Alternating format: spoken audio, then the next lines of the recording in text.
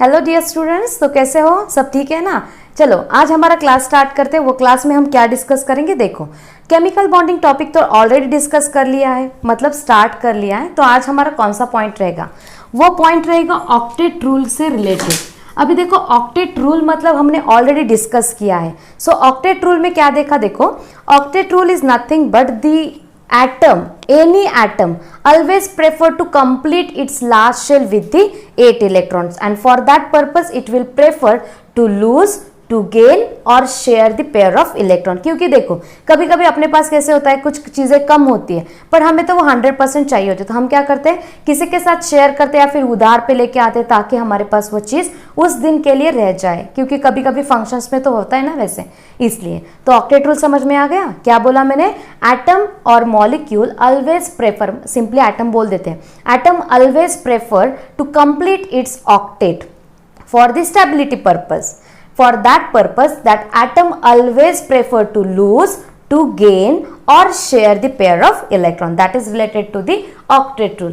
अभी देखो, हर चीज के लिए एक्सेप्शनल केस होती है, हर कोई तो 100% अच्छा ही नहीं बोल सकते, किसी में कुछ चीजें कम होती है। वैसे ही ऑक्टेट रूल भी 100% करेक्टली नहीं बोल सकते, क्योंकि उसको भी कुछ लिमिटेशंस है। जैसे कि देखो, हम अगर उसके लिमिटेशंस कंसीडर करें तो फर्स्ट लिमिटेशन सिंपल वाला ले लेती हूँ, और वो सिंपल वाला जो लिमिटेशन है वो क्या है? देखो, ये जो ऑक्टेट रूल है, it has not given idea about the shape of molecule. मतलब ऑक्टेट रूल स्टडी करने के बाद ऐसे कहाँ पे भी नहीं मिलता आइडिया कि उसका शेप कैसा है, हमें पता चले। मतलब shape of molecule is not explained by the octet rule. समझ में आ गया? ये वाला रहा फर्स्ट लिमिटेशन। अभी देखो सेकेंड लिमिटेशन। सेकेंड लिमिटेशन क्या है?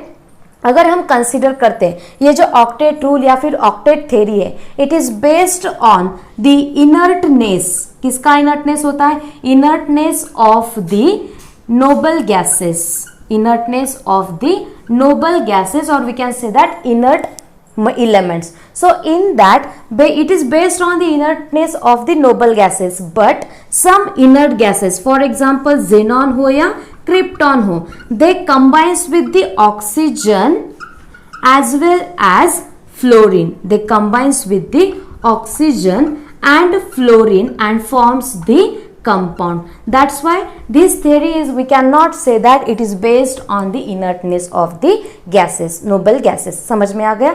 सेकेंड वाला लिमिटेशन क्या देखा बोला? देखो, ऑक्टेट रूल जो क्या करता है, मैंने अभी देखा ना, हर कोई करता है कि स्टेबिलिटी के लिए लास्ट शेल में 8 इलेक्ट्रॉन चाहिए। अभी 8 इलेक्ट्रॉन लास्ट शेल में किसके होते हैं?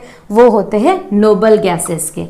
तो अगर लास्ट शेल में 8 इलेक्ट्रॉन आ जाते हैं तो स्टेबल हो जाते, किसी के साथ कंबाइन नहीं होते, इसलिए उनको इनर्ट भी बोल सकते हैं। इसलिए inertness of the noble gases पे ये थ्योरी बेस्ड है, पर उसमें से जेनॉन क्रिप्टॉन क्या करता है, तो ऑक्सीजन के साथ फ्लोरीन के साथ कंबाइन होता है और वो कंपाउंड्स फॉर्म करता है। इसलिए यहाँ पे ये हो गया उसका सेकेंड एक्सेप्शनल केस और सेकेंड लिमिटेशन। अभी हम देखते हैं थर्ड लिमिटेशन। थर्ड लिमिटेशन क्या है वो देखो, एक्सपांडेड ऑक्टेट। Expanded octet. अब ये एक्सपांडेड ऑक्टेट मतलब क्या हुआ? जैसे कि देखो, कोई भी चीज एक्सपांड होती है मतलब क्या होती है? एक्स्ट्रा में एनलार्ज हो सकती है, ऐसा बोलते हैं। तो उसमें क्या होता है? देखो, जैसे कि हमें पता है हर एक एलिमेंट के लास्ट शेल में मतलब वैलेंस इलेक्ट्रॉन कितने होने चाहिए? तो वो होने चाहिए 8 electrons according to octet rule. But sometimes what happens, some atoms which are present at the center of the molecule, मतलब central atom have the more than 8 electrons, that is nothing but the expanded octet. तो यहाँ पे क्या बोल सकते हैं हम? In some molecules, or we can say that in number of molecules, central atom, in the number of molecules, central atom have the more than 8 electrons. Central atom have the more than 8 electrons. That's why they comes under the expanded octet. यहाँ पे समझ में आ गया? अभी इसके examples देखते हैं। जैसे कि देखो, एग्जाम्पल अगर कंसिडर किया जाए तो PCl5, SF6 और H2SO4, ये सारे एग्जाम्पल हम कंसिडर कर सकते हैं, जिसमें फॉस्फोरस, सल्फर और ये वाला सल्फर, यहाँ पे क्या करते हैं वो मोर देन 8 इलेक्ट्रॉन कैरी करते हैं इनके वैलेंस शेल में, मतलब आउटर मोस्ट शेल में। वो कैसे ऑक्यूपाई करते हैं ज्यादा इलेक्ट्रॉन, वो मैं आपको डायग्राम ड्रॉ करके दिखा देती हूँ, ठीक है। सो यहाँ पे थर्ड लिमिटेशन था, तो थर्ड लिमिटेशन में हम देखते हैं ये diagrams related to that expanded octet, ठीक है। अभी देखो PCl5 बोला मैंने, ठीक है। जैसे कि देखो फास्फोरस, उसके लास्ट शेल में कितने होते हैं 5 इलेक्ट्रॉन, सो 1 2 3 4 5, और ये कितने लोगों के साथ बॉन्ड फॉर्म कर रहा है 5 क्लोरीन के साथ, इसलिए क्या कर रहा है देखो यहाँ पे क्लोरीन क्लोरीन क्लोरीन क्लोरीन और ये हो गया यहाँ पे क्लोरीन, ठीक है। ये PCl5 का है। तो इसका क्लोरीन का एक इलेक्ट्रॉन, इस क्लोरीन का मतलब हर एक क्लोरीन का एक एक इलेक्ट्रॉन बॉन्ड फॉर्मेशन के लिए यूज होता है। मतलब यहाँ पे देखो 2 4 6 8 और 10, मतलब फॉस्फोरस के वैलेंस शेल में मतलब उसके इलेक्ट्रॉन कितने हो गए तो 10 इलेक्ट्रॉन, और हमें अकॉर्डिंग टू ऑक्टेट रूल कितने चाहिए होते तो 8 इलेक्ट्रॉन्स चाहिए होते। तो यहाँ पे ये हो गया एक्सपांडेड ऑक्टेट का एक एग्जांपल। दूसरा वाला एग्जांपल देखते हैं, देखो SF6, उसमें सेंट्रल कौन है सल्फर, सल्फर के लास्ट शेल में कितने इलेक्ट्रॉन होते हैं 6 होते हैं, सो 1 2 3 4 5 और ये हो गया 6। वो कितने लोगों के साथ बॉन्ड फॉर्म कर रहा है तो 6 फ्लोरीन के साथ, इसलिए मैं यहाँ पे ड्रॉ कर देती हूँ फ्लोरीन फ्लोरीन ऐसे करके 6 fluorine I have written here, ठीक है।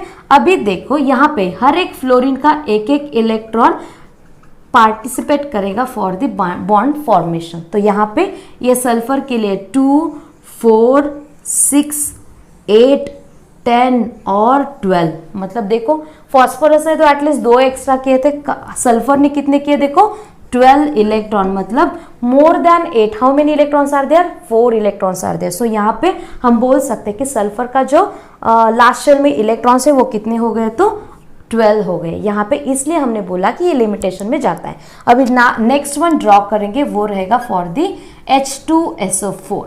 उसमें क्या रहेगा सेंट्रल एटम है सल्फर, तो सल्फर के साथ जो बॉन्ड फॉर्म होते हैं वो रहते हैं ऑक्सीजन का डबल बॉन्ड, इस ऑक्सीजन के साथ हाइड्रोजन, ऑक्सीजन और यहाँ पे हाइड्रोजन, ठीक है। अभी देखो कितने हुए 2 4, ठीक है, 4 electron plus this 2 forms are there, मतलब 2 2 प्लस 4 प्लस ये 4, यहाँ पे कितना हो गया देखो 12 electrons are there. So these are the 3 examples of the expanded octet. अभी हम देखते हैं कितने लिमिटेशंस कंप्लीट किए। देखो फर्स्ट वाला related to shape of the molecule, second वाला था इनर्टनेस, थर्ड वाला है एक्सपांडेड ऑक्टेट। अभी देखते हैं फोर्थ वाला लिमिटेशन। वो फोर्थ वाला लिमिटेशन कैसा है देखो, यहाँ पे क्या हुआ है मोर देन 8 इलेक्ट्रॉन्स आ गए, वैसे ही लेस देन 8 इलेक्ट्रॉन भी पॉसिबल है, मतलब क्या होगा इनकम्प्लीट ऑक्टेट। यहाँ पे होता है अपना ये start fourth limitation, that is the incomplete octet. तो इनकम्प्लीट ऑक्टेट में एग्जैक्टली होगा क्या, जैसे कि वहां पे एक्सपांड हुआ था ऑक्टेट रूल, तो यहाँ पे क्या होगा इनकम्प्लीट होगा, मतलब यहाँ पे सेंट्रल एटम जो रहेगा means if we consider any molecule in that central atom will carry less than 8 electrons. समझ में आ गया। तो इसके लिए भी एग्जाम्पल्स लेना बहुत ज़रूरी है, क्योंकि एग्जाम्पल्स नहीं लेंगे तो आपको सिंपल थ्योरी समझ में, मतलब सिंपल नहीं, थ्योरी वाला पार्ट सिंपल अगर लेते हैं सिर्फ थ्योरी तो वो समझ में नहीं आएगा। अभी देखो यहाँ पे क्या लिया इनकम्प्लीट ऑक्टेट में, मैंने क्या बोला, जो अगर मॉलिक्यूल कंसिडर करते हैं उसमें जो सेंट्रल एटम रहता है उसमें इलेक्ट्रॉन कितने होते तो लेस देन 8 इलेक्ट्रॉन होते। अभी देखो एग्जाम्पल लेते हैं, एग्जाम्पल क्या क्या बोल रही देखो BF3, उसमें कौन सा आ सकता है BCl3 BBr3 आता है। उसके बाद BeCl2 या फिर BeCl2 BeH2 भी ले सकते हैं हम, ठीक है। तो ये 2 एग्जाम्पल हो गए। उसके साथ साथ AlCl3, this is also an one example. अभी देखो जैसे मैंने वहां पे 3 एग्जाम्पल लिए, उसके तीनों के आपको स्ट्रक्चर भी ड्रॉ करके दिखाए, तो ऐसे ही यहाँ पर भी हम ड्रॉ कर देंगे, ठीक है। पहला वाला लेते हैं एग्जाम्पल। यहाँ पे सेंट्रल एटम है बोरॉन, यहाँ पे है बेरिलियम, यहाँ पे है एल्यूमिनियम। अभी देखो बोरॉन का एटॉमिक नंबर कितना होता है 5 होता है, तो इसके लास्ट शेल में कितने हुए 3 इलेक्ट्रॉन, मतलब valence electron number for the so I am drawing here 1 2 and 3। कितने फ्लोरीन के साथ बॉन्ड फॉर्म किया है? 3 फ्लोरीन के साथ, इसलिए 1 2 और ये हो गया 3। तो हर एक फ्लोरीन का एक एक इलेक्ट्रॉन पार्टिसिपेट करता है इन द बॉन्ड फॉर्मेशन। तो ऐसे करके देखो, अगर ये सेंट्रल एटम कंसिडर करते तो इसके साथ किसके पास कितने इलेक्ट्रॉन हो गए?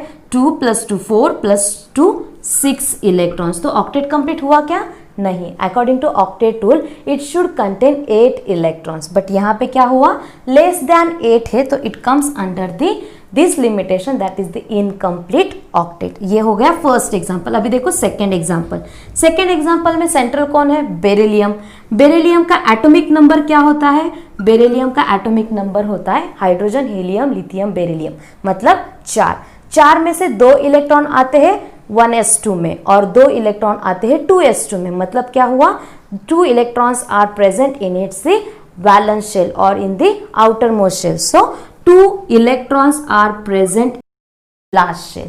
कितने लोगों के साथ बॉन्ड फॉर्म किया? 2 क्लोरीन के साथ, इसलिए क्लोरीन क्लोरीन। तो क्लोरीन का एक इलेक्ट्रॉन। अभी देखो यहाँ पे 2 + 2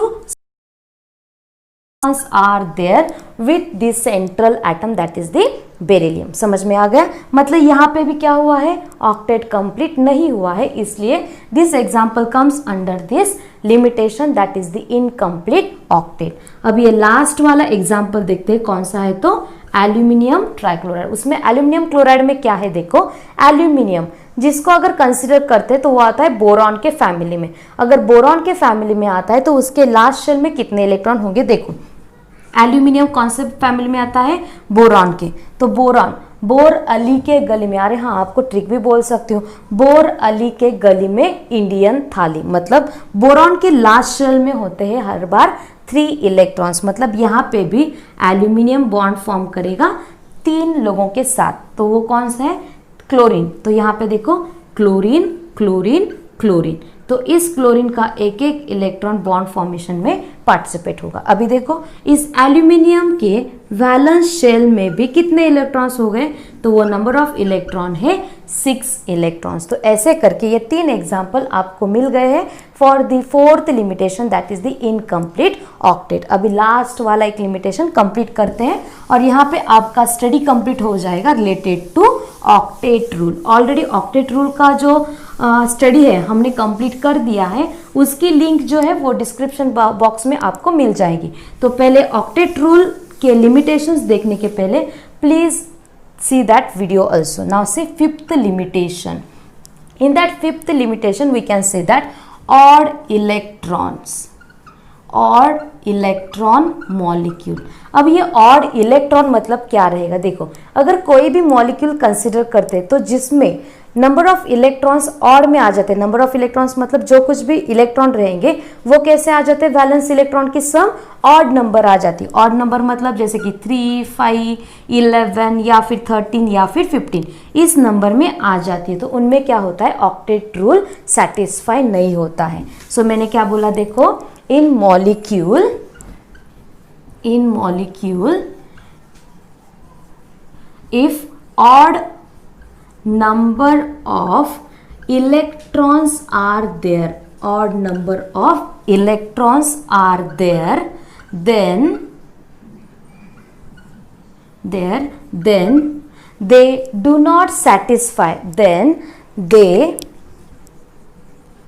do not satisfy the octet rule। अब इसके लिए भी एग्जाम्पल दे दूंगी, do not satisfy the octet rule. ठीक है, अभी अगर उसका एग्जाम्पल कंसिडर करते तो सिंपल एग्जाम्पल देखो, नाइट्रोजन मोनोऑक्साइड। ये नाइट्रोजन मोनोऑक्साइड में देखो, नाइट्रोजन के वैलेंस नंबर ऑफ इलेक्ट्रॉन कितने होते हैं? 5। ऑक्सीजन के कितने होते हैं? 6। तो कितने हो गए?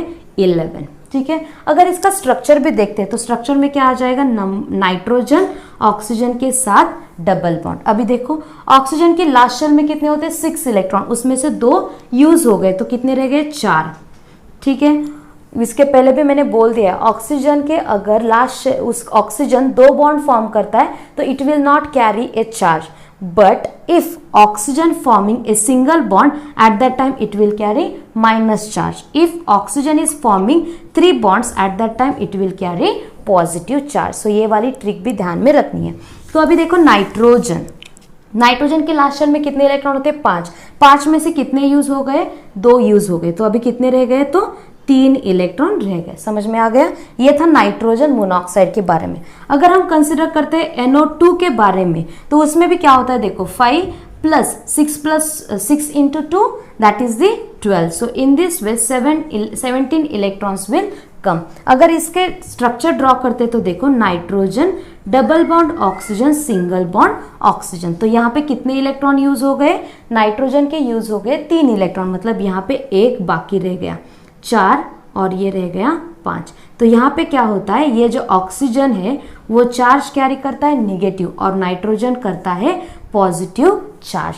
तो ऐसे करके यहाँ पे हमने कंप्लीट कर दिया है ऑक्टेट रूल के लिमिटेशंस। तो अगर आपको ये पॉइंट समझ में आया हो तो प्लीज़ इसको शेयर करना मत भूलिए, और हाँ, ज़्यादा से ज़्यादा शेयर करना मत भूलिए, क्योंकि हमारा जैसा भला हो रहा है तो सबका होना चाहिए। Thank you all of you.